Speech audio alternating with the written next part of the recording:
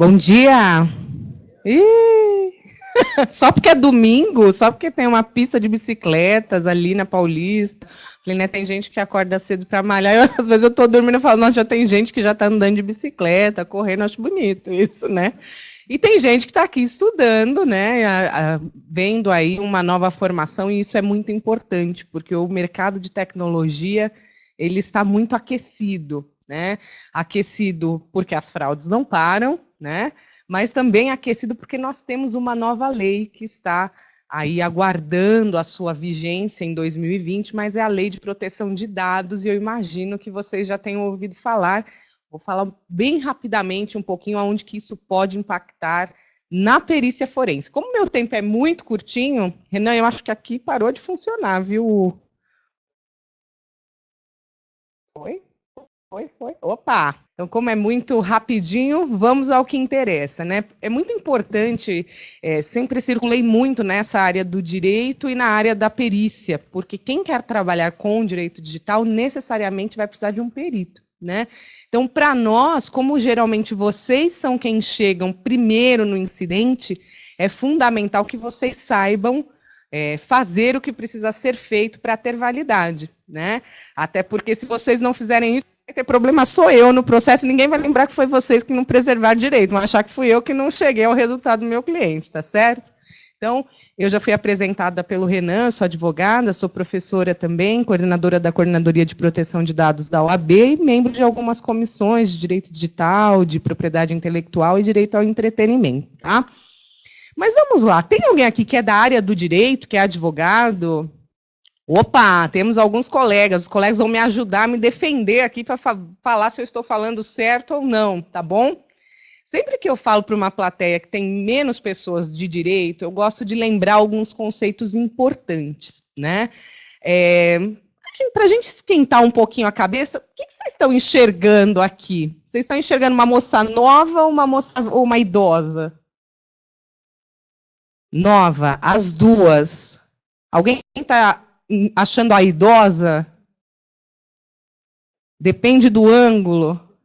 Olha, para quem não está enxergando, se você esquece isso aqui, que isso aqui é uma boquinha da idosa. Pensa um nariz, vê isso aqui como um olhinho, tá? Esquece aqui a moça virando para o horizonte, pensa num olhinho aqui. Viram? Isso chama ilusão de ótica, tá? E aqui, o que vocês veem? Uma mulher no espelho? Alguém vê a caveira? Sim, aí você fala, nossa, o que isso tem a ver com a prova? Nada. Não, tudo. Por quê? Porque eu queria dizer, do direito as coisas funcionam dessa forma. Às vezes, numa imagem que vocês coletarem, vocês podem ter tido uma primeira impressão, mas o juiz, quando vai analisar, ele vai ter outra impressão. E, às vezes, por isso que é bom colocar a imagem, porque muitas vezes eu vejo alguns laudos que são muito narrativos e não preservam ali a imagem do que realmente precisa ser protegido. Então, por isso que uma resposta, meus colegas advogados que estão aqui vão saber, às vezes o cliente pergunta, eu vou ganhar essa ação? O que a gente responde? Depende. Porque depende de muitas coisas, depende da produção adequada de provas, depende se você vai levar para o ambiente do processo, né? Tudo aquilo que aconteceu no mundo. Então, vamos ver aqui quais são as cautelas que a gente precisa ter, né, para produzir as provas. E para quem também me acompanha pela internet, que eu acabei não saudando, né, sejam bem-vindos aqui, vamos todos juntos. Muito bem. Então, para a gente começar, vamos pensar o que tem acontecido que gera um processo que pode levar à necessidade de uma prova. A gente sabe que nós vivemos num momento que existe uma guerra cibernética. A todo momento, os hackers, os crackers, no caso, estão tentando achar vulnerabilidades para conseguir algum tipo de vantagem. E a gente tem visto muitos incidentes relacionados aí a ataques ransomware, né? Então, aquela situação que, às vezes, uma cautela que poderia ter tido de fazer um backup, isso não é feito, né? Criptografa os arquivos, aí vem o desespero, né? Aí o cracker está ali, não, você precisa me pagar tantos bitcoins, senão eu vou deletar tudo, não sei o que, aí a pessoa vai e paga. Será que é certo pagar? Aí ele não devolve. Eu falei, esse hacker não foi ético. Eu falei, ele não foi ético desde o começo, quando ele te invadiu o seu sistema, né? Ele já não foi ético. Então, acreditar, acho que não é a melhor coisa. Então, às vezes, a consultoria da perícia, ela pode começar antes de um incidente, né? Ela pode começar de você lembrar das melhores práticas, né, em que envolve, inclusive, o backup. Aconteceu um incidente, aí sim a vinda de vocês é importante, a gente sabe que tem muitas modalidades de ransomware, mas tem umas que de fato são bem difíceis você conseguir a elucidação, mas outras, em razão dos vestígios, quando geralmente a pessoa é daqui do Brasil, eu já vi casos que a pessoa deixa, por exemplo, uma conta de e-mail, Gmail, para você entrar em contato, e às vezes ela vai te dando elementos para você fazer uma quebra de sigilo e tentar chegar a essa identificação, tá? Que mais que pode acontecer? A gente tem vindo de um momento de muitos vazamentos, né? Vazamentos principalmente por colaboradores. Eu até estava conversando com o colega aqui, quantos e quantos incidentes podem acontecer dentro da empresa. E a gente precisa saber, então, como que a gente produz essa prova. Porque eu vejo que, às vezes, o que a empresa, a primeira coisa que faz o departamento? Vai falar com o funcionário. Se você falar com ele vai saber, sabe aquela coisa, gato escaldado tem medo de água fria? Se ele já fez alguma coisa errada e você está indo falar com ele vai deletar todas as provas. Então, às vezes, a produção da prova, ela vai ser feita inteirinha e o seu alvo, ele só vai ficar sabendo quando ele tiver com uma busca e apreensão na casa dele. Então, cuidado, no incidente não ter, assim, uma pressa muito grande, já ir querer tomar satisfação, porque eu vejo que são feitas, às vezes, algumas reuniões, a pessoa abre o seu e-mail, eu quero ver dentro do seu e-mail, eu quero ver o seu WhatsApp, e aí que a gente já vai vendo onde pode vir, né, algumas invalidades. Vejam vocês que os vazamentos, eles podem ser os mais variados, desde no âmbito de um hospital, os médicos, tudo impulsionado até pelo WhatsApp, né, gente, pela facilidade de coleta da informação. Hoje, todos têm um celular que muito rapidamente consegue filmar, acessar. Quando a gente vai pegando essa evolução da internet, que às vezes o funcionário ele precisava do e-mail corporativo para enviar um e-mail, ou do acesso do próprio desktop para conseguir acessar a informação, a realidade hoje é outra, né? Todo mundo tem o seu próprio celular, vai ter o seu WhatsApp, e esse é o problema, porque quando a gente vê que um médico faz comentário sobre um paciente, e esse paciente é famoso, isso viraliza muito rápido, né? Que mais? A gente viu no caso lá da Globo, que um terceirizado tirou fotos da Paola Oliveira enquanto ela estava se trocando fora de cena, e vazou isso na internet, uma violência muito grande. Fábio Assunção, né, que está sempre ali sendo filmado com, enfim, as situações que ele passa. Uma enfermeira que filmou o Neymar ali numa situação bem delicada quando, enfim, ele foi hospitalizado, que tinha sofrido a lesão. Nós tivemos uma situação do mega assalto lá em Viracopos, que fala que a Polícia Federal apura vazamento de informações, porque, gente, como pode, né? O carro já sabia qual era o avião que ia vir, sabia o portão que ele tinha que parar, né? Quanto que ia vir, que era exatamente de dinheiro. Então, isso chama atenção. Muitas vezes você fala, mas o que tem a ver com digital isso, né? Foi um assalto a um avião e tudo, mas às vezes a suspeita de ter funcionários envolvidos numa situação como essa, você inicia toda uma perícia digital para ver se não acha algum vestígio de combinação, de acessos a tabelas que falassem qual é o avião que estava chegando e coisa e tal, tá? Que mais? Os vazamentos aí propriamente ditos, impulsionados pela Lei de Proteção de Dados, a gente tem visto que em agosto, então, foi sancionada uma Lei de Proteção dos Dados Pessoais, que vai estar em vigência em fevereiro de 2020. Mas parece que depois que começou o barulho em volta dessa lei, os vazamentos não param. Eu não consigo nem parar de atualizar o meu slide, porque cada hora a gente vai vendo mais e mais e mais. Mas eu queria chamar a atenção, a gente já tinha, né, um grande provedor que teve um problema de vazamento de contas de e-mail, vulnerabilidades de aplicativos, então até no aspecto da consultoria, essa consultoria de você testar a segurança tanto de um site, né, do servidor, ou então do aplicativo, é um mercado que cresce, impulsionado até pela Lei de Proteção de Dados. Que mais? Fintechs, que deixou vazar dados de contas de bitcoins. A gente acabou de ver o hotel, né, que vazou 500 milhões de dados de hóspedes. Então, gente, é um mundo que é uma realidade, assim, que a gente está entrando. Então, para que realizar uma perícia? Né? Por que pode gerar um processo e realizar uma perícia? Será que pode ser gerar algum boato? Um boato sobre um produto? Né? A gente quantas vezes já viu, porque o refrigerante dá câncer, porque tem papel na carne. Não, a gente viu um monte de boatos, ou enfim, que circulam na rede. E a gente não pode esquecer que, às vezes, o boato ele pode vir de um concorrente. E até quando eu falo de boatos, a gente não pode esquecer as fake news, que vieram tão aquecidas na época de eleição, e quanto a gente não viu de situações que acabaram culminando em perícias, tá?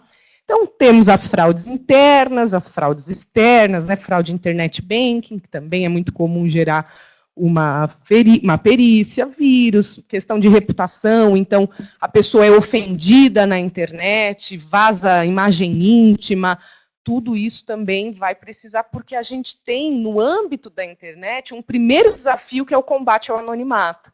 E daí por que a perícia já começa como sendo necessária desde o começo, tá certo? Então, a gente tem situação de invasão de sistemas, páginas falsas, pirataria, vazamento. Quando vai aplicar uma justa causa no funcionário, você tem que, ainda mais se é uma questão envolvendo o uso indevido da tecnologia, isso precisa ser muito bem comprovado, tá? E para a gente ir pensando no âmbito do direito, né? Então, o que vai ser a consequência para quem comete essas fraudes, esses vazamentos?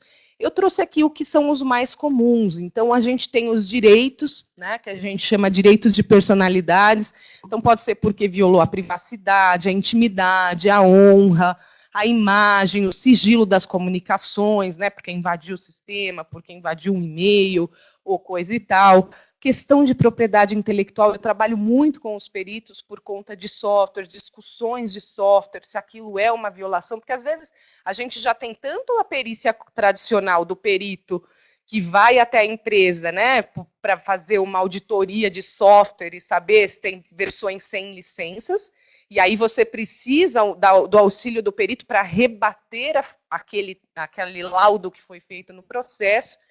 Mas a gente tem situações mais complexas, porque às vezes a violação não é só você não ter a licença, mas é você usar o software em desacordo com a licença. E daí que a gente começa as discussões, né? Se o computador tem 4 cores, e aí você só paga a licença por um core, será que isso é uma violação? Não é? E aí a gente começa toda uma discussão jurídica em cima disso, tá?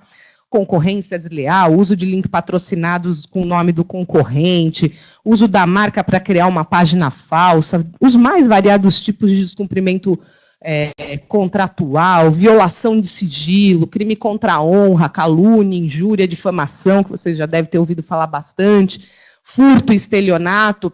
Lembrando, o furto, quando ele ocorre quando a pessoa tem o bem subtraído sem que a vítima perceba.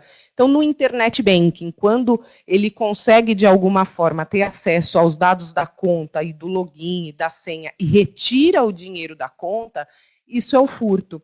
Mas quando cai naqueles golpes de engenharia social, então fala, olha, eu sou do banco, eu estou te ligando, tal, então você não quer fazer um empréstimo comigo, a minha taxa é 0, nada, e a pessoa se empolga e vai lá e entrega o dinheiro para o fraudador. Então aí é o estelionato, porque também a vítima contou com uma ingenuidade da vítima que entregou voluntariamente o bem, né? Então, lavagem de dinheiro, a gente viu até na operação da Lava Jato, que já estão começando a usar criptomoedas para lavar dinheiro também. Então, é um grande desafio para todos nós. E quando a gente fala, mas como que eu tenho uma prova válida? Não é difícil. De onde que começa a vir a validade ou a invalidade de uma prova? Quando eu desrespeito direitos e garantias de terceiros. E onde que estão esses direitos? Principalmente na Constituição, porque a Constituição, que é a nossa norma maior, ela fala que são invioláveis a intimidade, a vida privada, a honra, a imagem, inviolado o sigilo de correspondência, das comunicações, dos dados, e ainda diz que são inadmissíveis no processo as provas obtidas por meios ilícitos. Eu fiz um artigo até depois, quem quiser participar, porque o STJ está invalidando uma série de provas, né, Por quê? Porque policiais, às vezes, no curso de uma investigação, ele pega o celular do suspeito e começa a fazer uma varredura ali para ver se tem conteúdo criminoso, e acha, muitas vezes acha, né? E usa aquela prova obtida sem ordem judicial, né, para fundamentar o processo.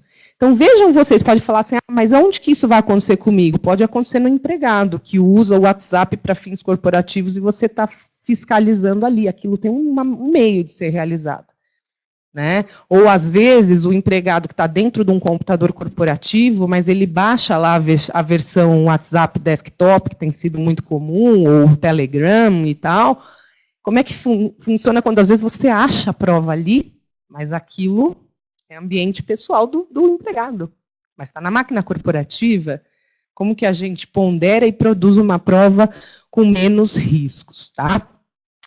Entrando, então, aqui um pouquinho na proteção de dados também, a gente teve, então, a lei que eu disse, é uma lei que vai ter como fundamento principal a proteção de dados. E vai trazer uma série de questões, inclusive dizendo que os dados pessoais pertencem ao titular, a quem é dono daqueles dados. E isso gera aí uma necessidade de compliance, né? As empresas, elas vão ter que obter esses dados pessoais, inclusive dos empregados, em conformidade com a lei. Lembrando que o consentimento ganhou muita importância. Então, o consentimento do titular dos dados para o uso dos seus dados, mas não é a única hipótese legal. Então, a gente tem inúmeras hipóteses, a lei arrola 10 hipóteses que vão até o exercício regular do direito, para fins de execução do contrato, legítimo interesse, que é um tema super aberto, mas importante para quem está em atividade de inovação, vai falar até da coleta de criança e adolescente, mas eu queria chamar a atenção para vocês, se vocês ainda não foram procurar a lei, como vocês querem ir para a área de forense, a forense tem sempre um vínculo muito grande com o direito, né? Procurar ali o tópico de segurança e sigilo, porque ali pode ser uma fonte de oportunidade para vocês também, né? De prestar uma consultoria, porque a lei obriga a ter regras de boas práticas e governança e a questão da segurança e do sigilo de dados, tá bom? Bom. E aí vem as novas oportunidades, porque as notícias apontam para o novo cargo que foi criado, que é o Data Protection Officer, mas que na lei foi chamado de encarregado mesmo, tá, gente? Então, a lei é encarregado, mas para que vocês queiram estudar, a gente mantém o nome, né, Data Protection Officer, que geralmente tem ido para quem é da área de tecnologia da informação, está acumulando as funções, inclusive está sendo Data Protection Officer. E como a gente não tem uma autoridade ainda, porque foi vetada na lei, nenhuma empresa está dispensada de ter o DPO. Nenhuma. Então, virou uma coisa que todo mundo quer, né? Então, as notícias falam de salários de até 50 mil reais. Bacana, né? Tá? Bom, e dentro da lei de proteção de dados, aonde que pode ter uma função de perícia, não perícia forense, mas uma atuação técnica, né, de quem tem um conhecimento mais técnico voltado aí a essa questão dos sistemas e dos dados como uma regra geral. Eu chamei a atenção para o relatório de impacto à privacidade, que já era conhecido como DPIA, né, que conterá a descrição dos tipos de dados que são coletados, qual a metodologia para coleta e garantia de segurança das informações, tá? E muitas vezes esse relatório ele vai ser feito em parceria com os peritos, para que a gente consiga descrever, então, quais são essas salvaguardas, quais são os mecanismos de mitigação de riscos que são utilizados para aquela determinada empresa, tá? Ainda, a lei trouxe o dever de notificação obrigatória de incidentes em prazo razoável, né, que possa causar risco ou dano relevante aos titulares. Então, antes era acontecia um incidente, o titular ia ficar sabendo 3 anos depois, se ficasse sabendo. Hoje, com a vinda da lei, será obrigatório notificar esses incidentes. Mas, enfim, não é o momento da gente falar muito disso, mas eu queria chamar a atenção, porque a lei coloca quando você tem que notificar. Se tiver risco ou dano relevante para os titulares. Então, também vai passar por uma avaliação, tanto do jurídico quanto dos especialistas, para ver se aquilo é, sim, um risco relevante, porque no âmbito do dia a dia, gente, são muitas as possibilidades de vazar. Eu mesmo já peguei casos, um funcionário que desvia lá uma tabela com a lista de outros, de clientes, que tem lá os dados dos clientes, quanto que ele investe, e aí a gente vai ter que, então, comunicar esse incidente interno, que não é nem um fraudador que veio acessar o seu sistema, e sim, às vezes, o próprio colaborador, pouco antes de sair da empresa, que ele saiu levando tudo quanto é dado pessoal, tá? Mas lembrando que também, às vezes, isso de dizer prazo razoável, na minha ótica, o que é prazo razoável, né? Nós, advogados, adoramos esses termos, que 1 ano era razoável, porque eu estava ali, né, resolvendo, enfim, mas, na verdade, a razoabilidade pode vir de eu falar, eu estava investigando o incidente, se eu colocasse a público, eu poderia fazer com que quem foi o responsável pelo incidente apagasse as provas, sei lá, nossa ótica de advogado, né, mas a autoridade pode falar, não, você tinha que ter notificado em 48 horas, em 5 dias, 1 semana, quando que é o prazo razoável, tá? Mas eu entendo que essa justificativa e a produção de prova de que por isso que era um prazo razoável, né, porque estava sendo feito um laudo, porque estava sendo investigado, vai competir a nós, tá bom? Bom, e lembrando que na nossa legislação, os meios de prova, eles são livres. Eu posso produzir qualquer tipo de prova, né? O Código de Processo Civil fala isso, né? Pode colocar todos os meios de provas, desde que eles sejam moralmente legítimos e que não sejam especificados nesse código. Por exemplo, eu tomei um copinho de água ali. Isso pode ser prova? Sim ou não? A resposta é depende. Não aprenderam ainda. Porque eu tomei a água, se deu tudo certo, eu estou aqui bem, não é prova. É prova do quê? Agora, se eu tomei água e daqui a pouco faço, começa a cair aqui morta, dura, credo, bate na madeira. Mas se acontece isso, o copinho virou relevante, porque aconteceu um fato relacionado ao copinho. Então, a gente, quando está na análise de um incidente, a gente precisa ver o que é relevante de provas. Porque o nosso código deixa a gente livre para fazer a prova que queremos, tá? E lembrando que fazem a mesma prova que os originais, as cópias gráficas, né, que foram declaradas pelo advogados como autêntica, mas eu queria chamar a atenção aqui para vocês. Extratos digitais de bancos de dados públicos e privados, desde que atestado pelo seu emitente. Porque, gente, muitas das vezes, para fazer uma quebra de sigilo, eu levo os IPs que o departamento técnico coletou do servidor da empresa.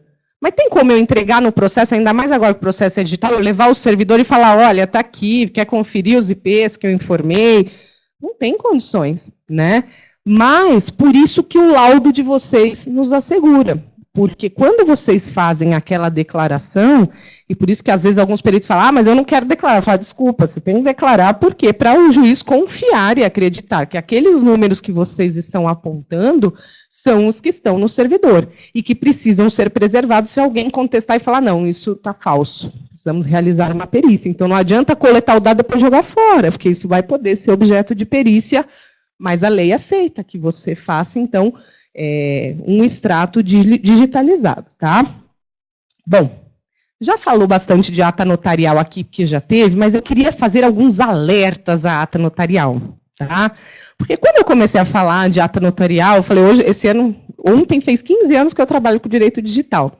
Quando era lá atrás, falar de ata notarial era um negócio muito legal, porque você, né, falava, é a melhor forma, é uma forma que você dá fé pública à prova. Então, a chance de você contestar que aquele site estava no ar, de alguém contestar, é menor, porque alguém com fé pública disse que aquele site estava lá. Só que sabe qual que é o problema agora?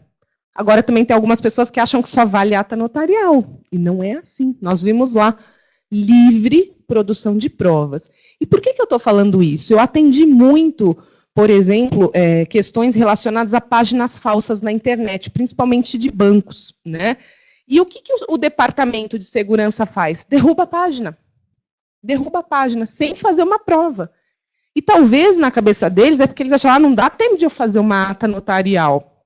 Mas calma, faz um PDF, tira uma foto da tela, chama 2 testemunhas, fala, vamos todos atestar aqui que tinha, imprime, faz qualquer coisa, faz a prova mínima possível, porque depois vinha para mim, vinha aquela URL, falava, doutora, você precisa quebrar sigilo, porque aqui tinha uma página que usava a marca da empresa, era para phishing e tal. Falei, legal, me passa as provas. Não, que provas? Você vai produzir a prova? Eu falei, eu entrei no link e o link não está mais lá. Não, mas não deu tempo para fazer ata notarial. Eu falei, mas ninguém deu um print screen na tela, ninguém imprimiu, porque é muito até delicado para mim, enquanto advogado, fazer todo um processo se eu não tenho a certeza que ali, de fato, tinha uma violação de marca, de fraude, de crime, sei lá o que é. Como que eu analiso qual era o ilícito? Então, lembre-se, ata notarial perfeito, é um excelente, é um meio fantástico, porque alguém com fé pública está atestando. Mas, se não dá tempo de fazer, façam as outras provas, tá certo? E lembrando que a ata notarial também, além dessa questão para as provas, ela tem uma função muito ampla, que vai até, às vezes, de você acertar a coleta da prova. Quando você vai fazer uma investigação, por exemplo, na empresa, de um computador de um determinado colaborador, que você vai fazer uma clonagem, como envolve empregado, a gente pode ter direitos pessoais envolvidos e coisa e tal, recomendam-se as boas práticas que você vá com um tabelião, fazer a coleta do HD, clonar, fazer uma cópia que vai ficar arquivada ali, lacrada. E aí, gente, lacrada é um barato, né? Uma vez logo que estava me formando, eu tinha visto o lacre, né, do testamento cerrado, que você tem que cozer e tal. E aí eu fui fazer a ata notarial para lacrar um HD. Quando eu chego em um determinado cartório, ele me põe dentro do envelope e cola com cola print. Eu falei, não, você tá de brincadeira que é esse que é o lacrado. Eu falei, cola print vai soltar, eu tenho certeza disso. Aí eu fiz ele colocar lá uns durex, carimbar e tal, porque também tem isso, né? Por quê? Porque a gente tem que fazer uma cópia a mais, porque se depois o empregado falar, não, colocaram provas aí, isso não estava, a gente tem que dar meios para que ele faça a contraprova, tá certo? Então, lembre-se disso. A ata notarial, inclusive, veio no código que está em vigência desde 2016, Código de Processo Civil, até como um dos meios oficiais de prova, mas não é o único, tá bom? E aqui é uma matinha para quem nunca viu uma ata notarial, certifique, dou fé, né, que vieram, tal. E aí tem vários formatos, desde você dar o print da tela, você pode gravar as imagens no CD, enfim, tem uma série de coisas que podem ser feitas, tá? No âmbito da perícia, que tipo de perícia nosso código prevê, né? Quais são os tipos de perícia? O primeiro deles é o exame. Esse é um dos mais comuns em forense, porque você efetivamente vai fazer a análise do computador, vai buscar ali as áreas apagadas, vai procurar elementos, então você vai examinar propriamente falando, vai ter que ser feita uma análise técnica. Quando a gente fala da vistoria, você vai apurar o fato, que geralmente é isso que acontece nas perícias relacionadas à contagem de licença. Então, o perito vai lá e ele busca quantas licenças estão instaladas na máquina, rodando um software, mas ele não vai examinar aquilo que está no computador. Geralmente não é assim que eles fazem. Eles rodam um programa e falam, tem 10 programas tais, 11 de tal, e levanta ali a situação, tá? Então, pode ser uma vistoria também, como tem, eu estou focando aqui para a nossa área, mas pode ser uma vistoria de engenharia, que vai lá ver a situação do prédio, se está caindo, se não está, enfim. E muito interessante é a perícia de avaliação. Eu não sei se vocês já ouviram falar, mas é a que traz o valor para os bens. Aí você fala, mas aonde que eu posso usar isso? Tenho usado muito, porque hoje a gente vive na sociedade da informação. E empresas estão sendo construídas com base na informação, com base no tratamento de dados. Se você for olhar bens ativos, ela não tem. Se a gente pega um Uber da vida, qual que é o patrimônio deles? É o software, né? É o ativo digital, é o know-how, é o segredo, né, de como ele conseguiu fazer tudo aquilo. Ele tem um carro, ele tem né, estrutura física, onde que está a riqueza dele? Está em bens incorpóreos, não corpóreos.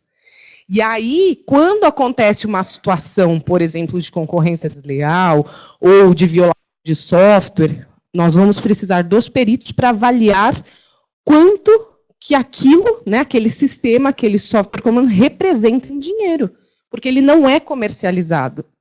O que você comercializa é outra coisa. Por mais que às vezes você tenha um software as a service que você baixa a licença, aquilo é o valor para você usar, mas não para você reproduzir o código-fonte. Eu não vendo o meu código-fonte. Então, quanto que ele custa? Nós vamos ter que fazer uma perícia de avaliação para saber, tá? Porque muitas vezes eu não tenho. E isso já tem sido utilizado até para você fazer a declaração patrimonial no âmbito societário, para você declarar bens da empresa, tá certo? Bom, lembrando que o que fundamenta para nós, não adianta o perito só ir acompanhar, mas ele não traduzir em palavras. E daí que vem o desafio, porque muitas vezes quem gosta de fazer perícia não gosta de escrever, por isso que não foi fazer direito. Brincadeira, né? Fala, doutor, eu vou ter que fazer um laudo. Vai ter que fazer um laudo. Você não quer fazer para mim? Eu falei, mas é você que está aí na prova, posso até te ajudar, mas você que vai ter que escrever, tá? E escrever de uma forma que o juiz entenda. Lembra as imagens? Não adianta querer escrever, eu já vi laudo que, meu Deus, nem eu consegui entender, porque começa a ir para um tecnês que não dá certo, né? Então, a gente tem que trazer ali uma descrição possível. Então, vai ter que descrever o ocorrido, qual que foi a metodologia utilizada, explicar os termos técnicos, quais foram as constatações, né? Encontrou o log está relacionado ao provedor tal. Enfim, vai ter que dizer quais as providências que entendem que vai tomar, se pode dizer, entende que tem que ser feita uma quebra de sigilo e o responsável é tal, enfim, e as conclusões. Muito cuidado, porque o que eu já vi de laudos serem impugnados, e eu já fiz isso também, quando o perito sai e ele extrapola o que é da área dele, né? Eu costumava falar para os meus alunos que tinha uma música, que eu nem sei se vocês já ouviram, mas falava assim, cada um no seu quadrado, cada um no seu quadrado. E é isso. Uma música que eu ouvi há muitos anos atrás, mas ela era muito profunda nesse sentido. Porque o que acontece? O perito tem que ficar ali no quadrado dele. E nós, advogados, também não temos que nos meter lá na perícia. Por quê? Quem quer fazer também tudo, não vai fazer bem tudo, concorda? E aí, se o perito, se ele não estudou direito, você acha que ele vai saber fazer esse reflexo? E mais, ele pode ser considerado parcial. Às vezes eu vejo no laudo, porque ele cometeu o crime de calúnia, e nem é calúnia, é injúria, é difamação, que é calúnia é atribuir fato criminoso, e ali está ofendendo a honra. Então já errou no laudo ali, não é essa. Eu falo assim, roubou, nem é roubo é mediante violência, roubou informações. Então, cuidado, quanto mais descritivo e mais imparcial, ainda que seja feita pelo assistente técnico, melhor para nós.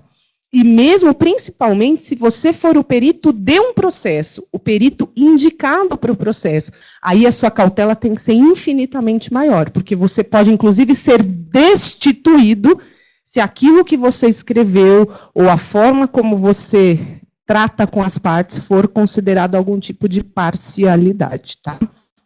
Bom, e aí, então, como que a gente trata o nosso incidente? O incidente aconteceu.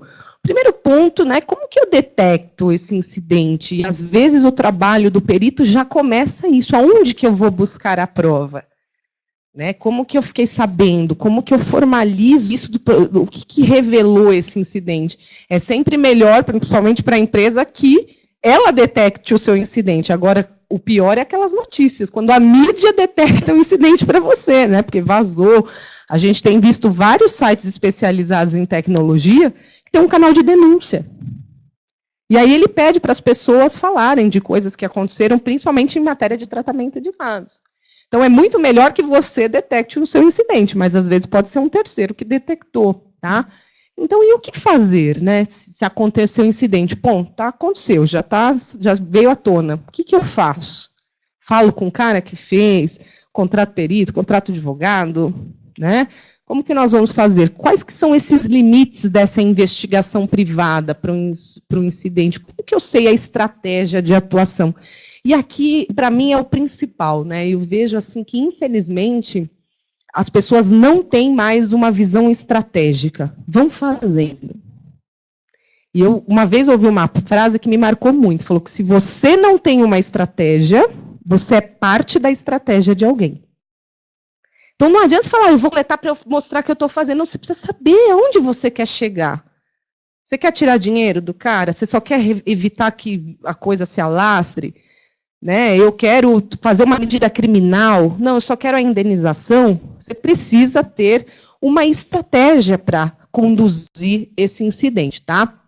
Então, a cadeia de custódia, que aqui é bem simplificada, vocês sabem melhor do que eu, mas lembrando que desde a identificação do incidente, você vai ter que ir formalizando aquilo que te levou, como que foi coletado, como que eu vou preservar, e passa pelo laudo pericial, o armazenamento das evidências. Isso já começa na parte da perícia forense, onde que nós vamos chegar e como trilhar essa estratégia, tá? Mas do âmbito jurídico, então, pensando enquanto advogada, né, o que a gente pode fazer? Primeiro ponto, de fato, não tem como a gente não marcar bastante, é preservar e preservar adequadamente a prova, que é o nosso tema aqui. Por quê? No jurídico, quem são meus colegas advogados, eles sabem, tem um princípio que pode ser mesquinho ou não, mas ele existe, que fala assim, o que não está nos autos, que é o processo, não está no mundo. Você sabia que tinha aquele site que estava te ofendendo, mas se você não levar aquilo e mostrar para o juiz que existiu aquele site, o juiz vai falar, adoraria te ajudar, de fato, se eu tivesse a prova aqui, que você está certo, mas você não provou. E o ônus da prova, né, constitutivo do direito, é do autor. Quem entra com a ação, que tem o ônus da prova. O do réu é o extintivo do direito do autor. Então, imagina que eu fiz uma prova com ata notarial, e aí o réu fala, não, esse tabelião foi não, pagaram, teve propina para ele fazer isso. Ele que vai ter que provar, que é o fato extintivo do direito do autor. E como que ele prova uma coisa dessa? Né? Não prova. Então, isso que é o ponto que a gente precisa já ir pensando, a prova, como que eu vou preservar essa prova, tá? E para saber como eu vou preservar essa prova, eu preciso identificar a legislação aplicável. Então, eu preciso entender aquele fato que aconteceu, o que ele representa para o direito. É uma invasão de sistemas? É um furto? É um estelionato? É uma violação contratual? É uma ofensa? Preciso saber aonde que está, porque isso vai depender se eu começo uma investigação no criminal ou se eu começo uma investigação no civil. Tá? E mais, a gente tem que mapear os riscos. Quais os riscos, seja o risco reputacional da sua empresa, seja o risco de perder, o risco de não ter o direito de pagar, enfim, precisa pensar em quais são os riscos envolvidos naquela investigação. E, às vezes, o risco pode ser justamente a invalidação da prova se a gente não seguir em outro meio. Tá? E, muitas das vezes, dependendo do tipo de incidente, o que vai trazer a resposta para nós são as políticas internas e os contratos com os colaboradores e terceiros. Porque eu falo com meus clientes, né, é uma pena. A empresa que não tem política interna, né, que não faz o contrato com o seu terceirizado, que não tem uns termos de uso, ela perde a oportunidade de legislar em causa própria. Sabe por quê? Porque quando quando a lei, como é que funciona? Se você não quer fazer um contrato, vale o que está na lei. Da forma como está lá, aberta, tendo que interpretar. Só que no nosso sistema se aplica a liberdade contratual. Vocês podem fazer contrato do que vocês quiserem, desde que respeitem as normas de ordem pública. Então, não posso dizer que a pessoa não tem mais privacidade, que ela não tem mais imagem, não é assim. Você tem que harmonizar mediante contraprestação e coisa e tal. Então, a empresa que não tem essas políticas, ela perde a possibilidade de legislar em causa própria. E aí vai valer o que está na lei do jeito que está lá. Tá certo? E por que eu digo isso? Porque hoje nós vivemos num cenário do BIOD, né, Bring Your Own Device, que o own device é da pessoa, privacidade. E aí começa a fazer aquela misturança toda ali com a atividade corporativa. E aí a gente pode chegar numa conclusão que, ok, a gente tem como investigar, mas não dá para fazer uma perícia particular. Vai ter que entrar com um processo para fazer, no âmbito de um processo, a prova. Então, o juiz, eu vou ter que informar que aquele computador é do colaborador, né? E o juiz vai ter que dar uma ordem judicial para ser feita a perícia. Isso não vai poder fazer extrajudicialmente, como poderia se o computador fosse corporativo, por exemplo. Você já começa a investigação, acha os elementos e perfeito, né? Já leva e já entra com a ação indenizatória, busca apreensão, sei lá, dependendo do que a gente vai mapear, tá?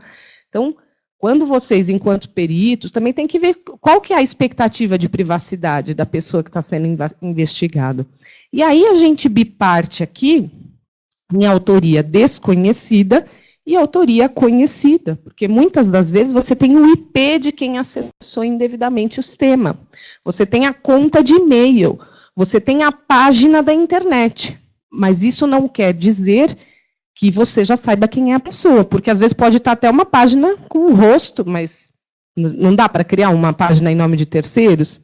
Dá, porque você pode ver uma situação, uma fraude que aconteceu com uma conhecida minha, criaram um perfil no Facebook dela, começaram a acionar colegas de trabalho e pedindo dinheiro, porque supostamente uma sobrinha estava precisando ser internada e tal.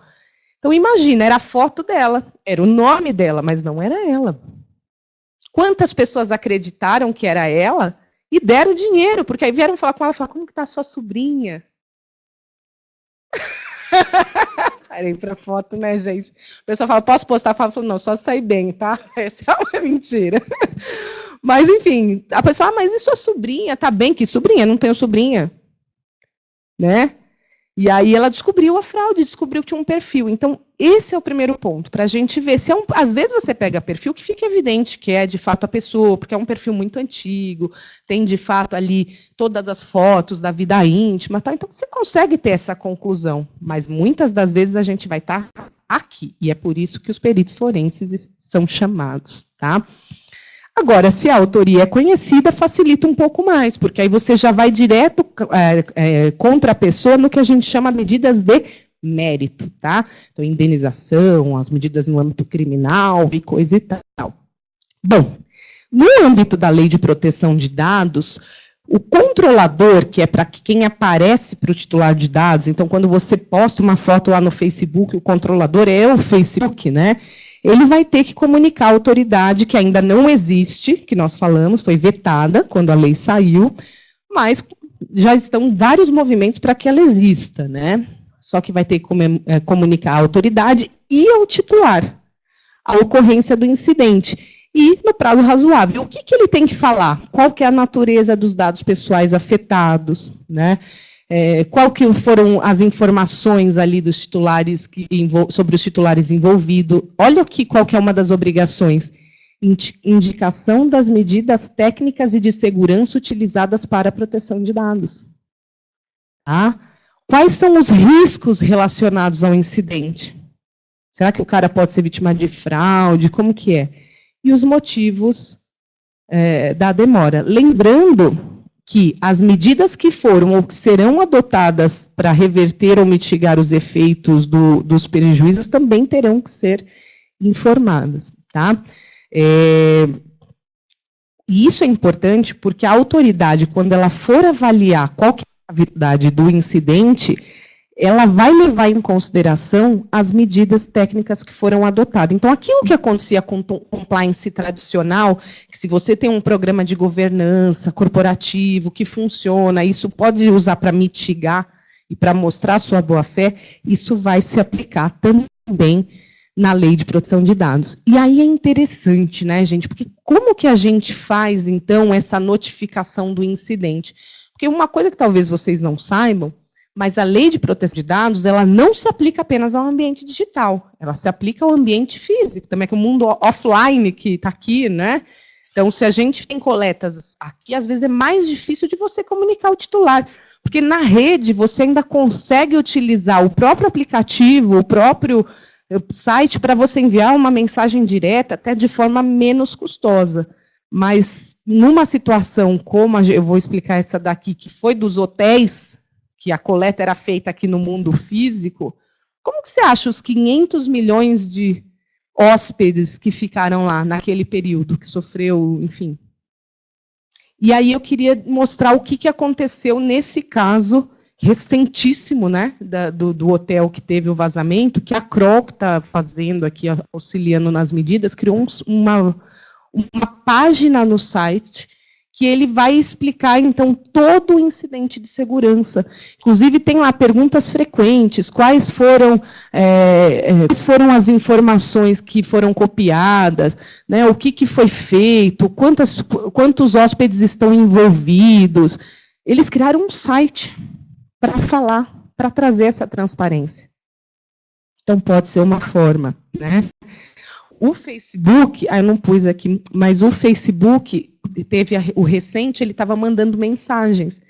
E era assim muito confortável. Ele falou, então, seu nome, sua geolocalização, outras informações pessoais, seu endereço foram mão de um terceiro. Você vai lendo aquilo e fala, meu Deus, né? E agora, né? Como funciona? Mas isso até tem um impacto na responsabilidade, porque antes você não ficava sabendo, você não sabia nem se o seu dado está lá dentro. Agora isso tem um aspecto até na responsabilidade que ficará para cenas do próximo capítulo, porque não teremos tempo de falar sobre isso, tá? Mas se vocês gostaram dessa matéria de proteção de dados, que eu chamei aqui de Data Protection Compliance, eu fiz, e está nas nossas redes, né, no LinkedIn, no Instagram principalmente, Face, um checklist de 10 pontos para ser bem rápido, assim, se vocês quiserem saber por onde começar a fazer essa pesquisa de conformidade de proteção de dados, o que a gente tem que pensar, né? Vai ter que reunir as equipes, vai ter que mapear as operações internas de tratamento, vamos ter que ver quais são os dados de guarda obrigatória, porque antigamente eu coletava dados e depois eu ia ver se eu precisava deles. Agora não, tem um princípio que os dados precisam ser necessários e mínimos, você só tem que coletar aquilo que é necessário para a sua operação, tá? Então, garantir os direitos aos titulares, porque os titulares vão precisar ter livre acesso a esses dados, então precisa ter ali essa garantia, ver as políticas de privacidade, contrato com colaboradores e terceiros, os mecanismos de segurança, e aqui eu falo que é o ponto principal, porque se não tiver incidente, ninguém vai lembrar de você, mas se tiver, né, então aqui precisa ter um investimento muito grande mesmo, tá? Estruturar as equipes para ver lá, então, quem que vai ser o DPO, como que vai servir isso na instituição. Tem que achar, então, quais serão as providências para que o tratamento de dados esteja dentro daquelas 10 hipóteses legais que nós falamos. Desenvolver um relatório de impacto e, o mais importante de tudo, gente, treinamento periódico.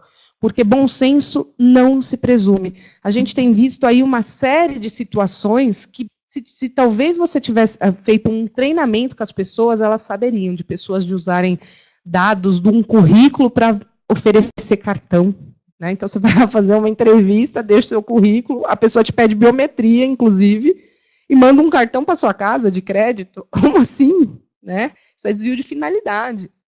A gente viu uns servidores de um determinado município que começou a aproximar as câmeras de segurança para pegar a imagem das mulheres na praia. Imagina você, né? E aquilo agora começa a circular no WhatsApp, aí você tem um case seu, você nem não fez nude, você não fez nada disso, mas alguém pega ali na praia, você numa situação íntima e coloca no WhatsApp, por exemplo. Então, gente, essa era da informação, ela de fato demanda que nós, assim, iniciativas como essa da academia, né, do Renan e da equipe toda, são muito importantes. Porque eu costumo falar que enquanto você não sabe, você está num estado de ignorância, que às vezes é até confortável, porque você sair do estado de ignorância é difícil, né? Porque você conhece os riscos. E a gente precisa fazer que os nossos colaboradores, com que a empresa, ela conheça os riscos, para que ela possa tratá-los, tá certo?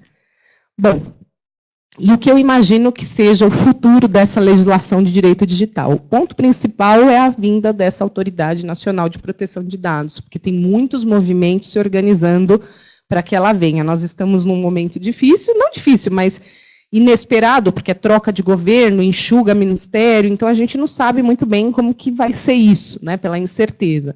Mas talvez se regulamente aqui as criptomoedas, pela importância delas, direito ao esquecimento, porque a pessoa sai fazendo tudo, depois ela vê que fica para sempre na internet, principalmente os jovens estão indo para a tecnologia, né? fazendo e acontecendo, e aquilo fica lá, e depois quer apagar, e aí vem os provedores e falam, não, isso aqui é informação de utilidade pública, não pode. Então, imagino que isso venha a ser regularizado, além de legislação sobre segurança de dispositivo eletrônico, porque como a internet está vindo para as coisas, a gente precisa garantir que esses ambientes também tenham a necessária segurança. Tá? E com isso eu finalizo. Ah, não? Tão triste? Ah, obrigada. Ah, que pena, né? Domingo, não.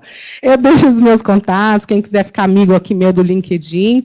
E eu deixo também um projeto que nós temos social, que é o projeto Mocidade, Movimento de Cidadania Digital, que é uma prática de educação digital para crianças e adolescentes. Então, se vocês tiverem aí alguma iniciativa, a gente vai lá falar nas escolas ou em alguma associação, alguma coisa para ensiná-los a ter bom senso na rede, né? A ter cuidado para não se tornarem nem vítimas e nem ofensores, tá certo?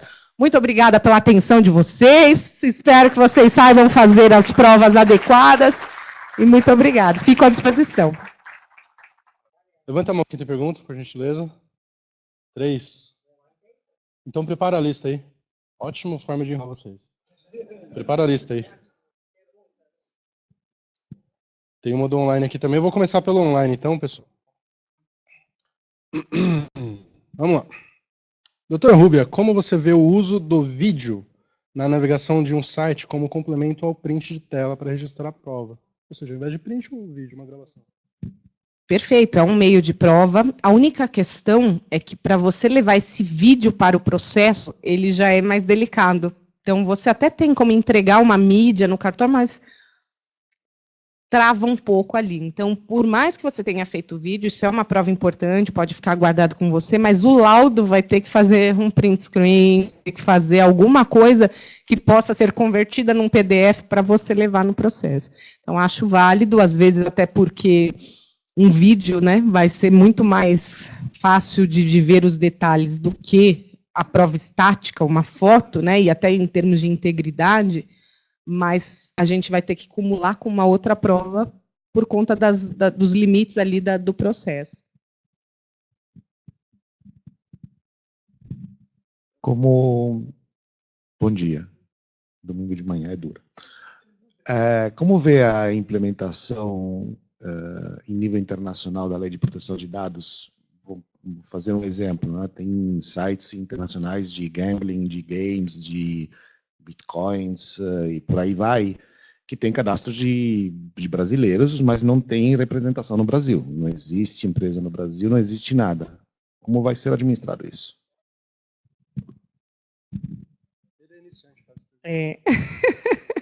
Pergunta bem legal, sabe por quê? Porque o nosso direito, ele tem fronteiras, né?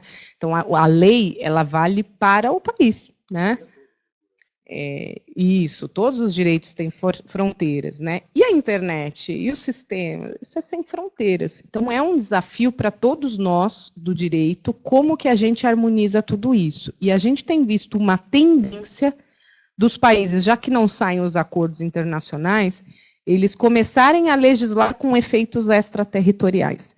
Então, a própria Lei de Proteção de Dados do Brasil, GDPR, ele aponta hipóteses em que, se for ofertado produtos e serviços para pessoas que estão aqui, porque não é brasileiros, qualquer pessoa que esteja aqui, ela tem direito de ter os seus dados protegidos, né, mas que for ofertado, ela estaria sujeito na lei. Mas aí a gente vê um problema, a questão do enforcement, né, porque depois como que você executa a multa, que é uma das principais pontos? É um problema.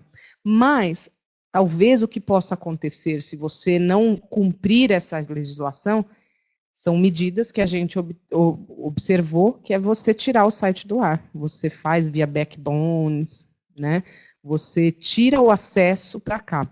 Quando a gente vai para a matéria de gambling, né, de apostas, isso já sempre foi uma discussão jurídica muito grande, porque aqui no Brasil não é autorizado. Então, além da proteção de dados, já tem uma discussão, isso a dinheiro, né? Porque tem uns que não são a dinheiro e tal, mas o jogo de azar no Brasil ainda é uma contravenção. Então, por isso que acaba acontecendo que o brasileiro está aqui, aí começa aquelas discussões de advogados, sabe? Não, mas o servidor é de lá, a empresa é de lá, e o brasileiro, ele vai, na verdade, ele não está no Brasil, porque o ser informacional do usuário está indo lá para Irlanda, China, Las Vegas, sei lá onde ele está indo.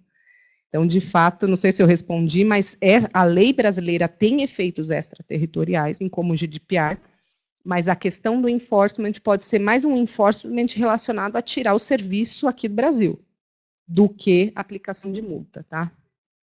É difícil, né? Mas o Facebook tem representação aqui no Brasil, então é mais fácil, né? Agora, para esses que não tem nada mesmo, que de fato é totalmente de lá, e aí a gente vai ter essa discussão, se o serviço se o usuário brasileiro caiu lá esporadicamente, né, então caiu lá acidentalmente, é uma coisa. Agora, se o serviço, não necessariamente o fato de estar em português quer dizer que oferece não é só a língua que discerne se o serviço é oferecido para cá, mas isso pode ser uma evidência, se o site está todo em português, é que ele quer captar pessoas nativas aqui do Brasil, tá certo? Ou de Portugal, ou de Angola, enfim. Mas pela leitura, vamos supor, a bandeirinha que está aparecendo ali. Tá vendo, gente? Não é legal advogar? Vocês estão vendo? Tudo depende. Quem é meu cliente? Essa é a primeira pergunta, para a gente saber o que a gente vai defender ali, né? Tá certo?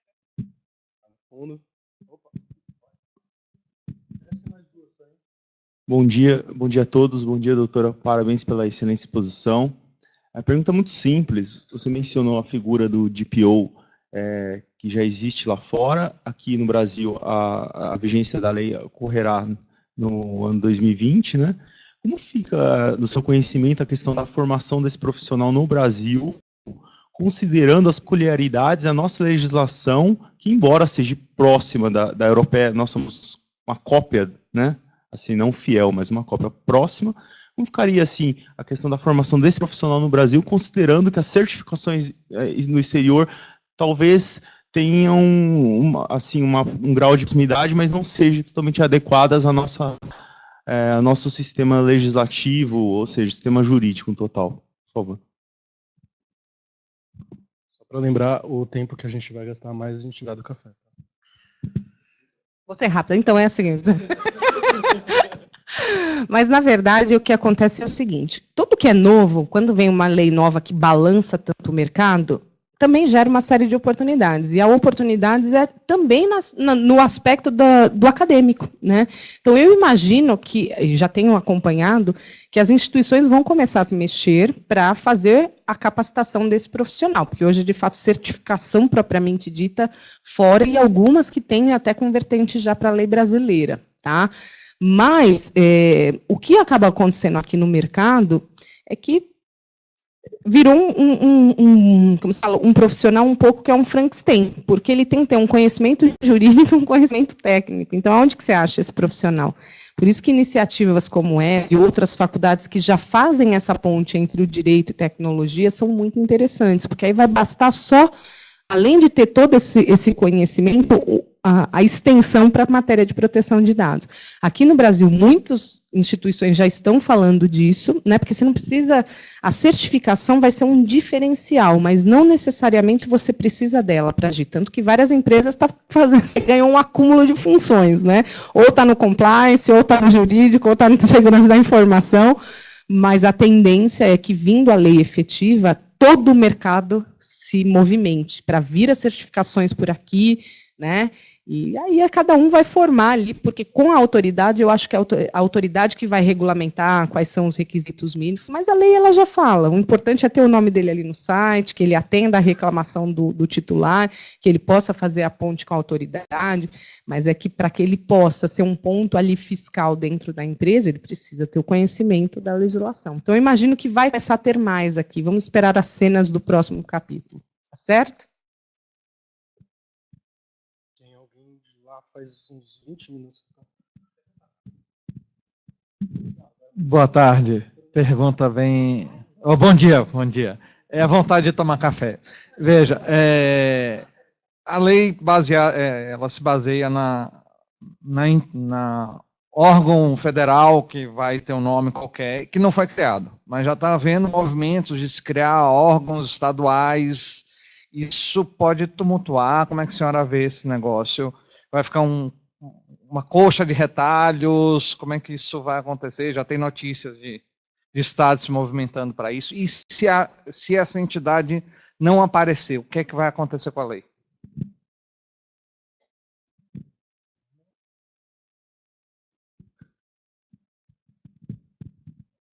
Pois é, essa questão, parece assim, ninguém queria fazer a lei de proteção de dados. Quando saiu a nacional, o pessoal quer fazer a estadual, para mim é um contrassenso. Vou te dizer por quê. O dado, ele foi feito para circular. Então, você querer prender em matéria estadual ou municipal, imagina a loucura para quem trabalha com, aí sim, tratamento de dados com alta complexidade, né, que é o core business. Isso vai ser uma loucura, você vai ter que mapear, olha, quando o dado estiver aqui saindo, não, mas coletou é a daqui, mas o cliente está lá, então vai virar uma loucura, né? E eu, particularmente, entendo que tem um vício de constitucionalidade, porque em matéria de direito civil, que é a proteção de dados, ela tem que ser uma lei nacional. Então, eu imagino que vai ter problema de constitucionalidade, tá? Então, vamos ver o que vai acontecer. Mas eu preferia que fosse uma lei nacional e ponto, para trazer até mais segurança para o investimento externo. Imagina você explicar para um investidor que está querendo fazer transferência internacional, que você tem polo em vários lugares e que lá é uma lei, a outra é outra. Não, né? Porque ainda se a gente pensar estadual, as opções são menos. Mas e municipal, gente? Sabe? Então, realmente, eu acho que não é um ponto. Com relação à efetividade, a lei não está nem vigente ainda, e a gente já tem visto um movimento de buscar o enforcement aí pelas autoridades. E a gente não pode esquecer que a existência de uma autoridade nacional de proteção de dados, seja lá o nome que ela venha a receber, ela não exclui a autorização, a atuação dos entes de defesa coletiva. Ministério Público, PROCON, as agências reguladoras. Então, a gente ainda vai ver como tudo isso vai harmonizar, porque a lei especial, ela prevalece pela geral, mas em atividades regulamentadas, pode ir para essa. Então, não quer dizer que a inexistência da autoridade vai evitar, inclusive, sanções, porque a lei coloca a salvo o Código de Defesa do Consumidor, né, as disposições de lá. Então, a gente já tem visto, Ministério Público vai fazer, PROCON, agências e coisa e tal. Última dúvida. Última.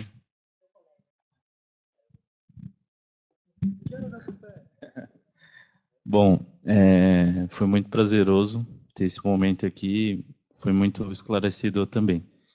Eu tenho uma dúvida mais na parte técnica do jurídico, né?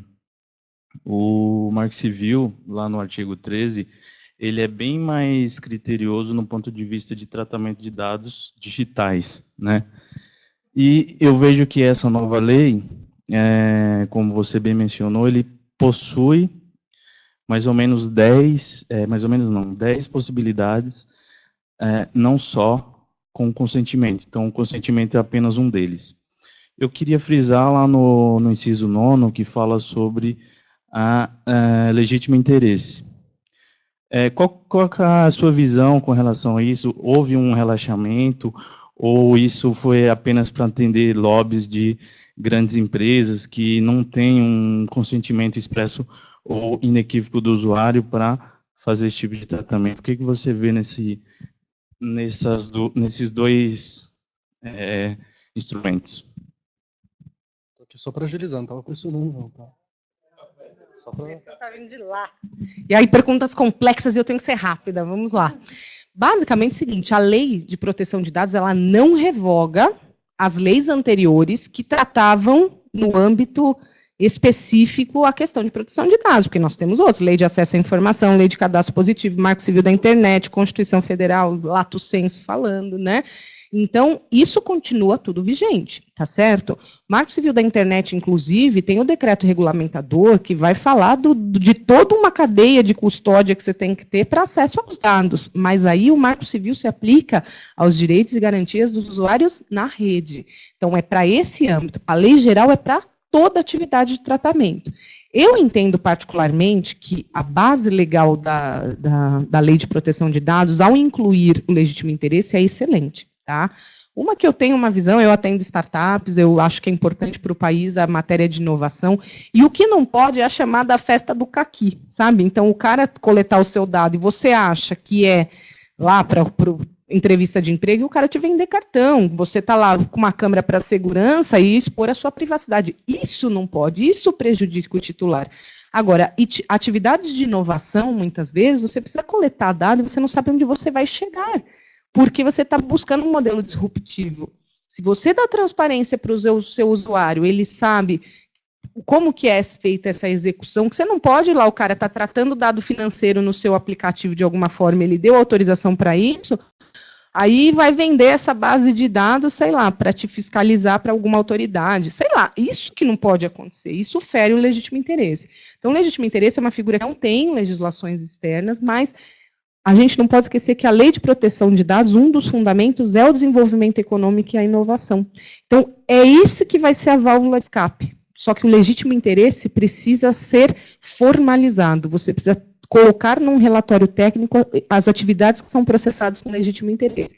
Então, não adianta dizer, era legítimo interesse. Não, você precisa ter essa percepção. Então, eu acho que isso que é a busca do autoconhecimento para as empresas. As empresas vão ter que saber exatamente o que eles querem com os dados, né? Porque tem empresa que não tem nenhuma relação com inovação, não pode pegar uma base de dados e fazer de outra forma, tá?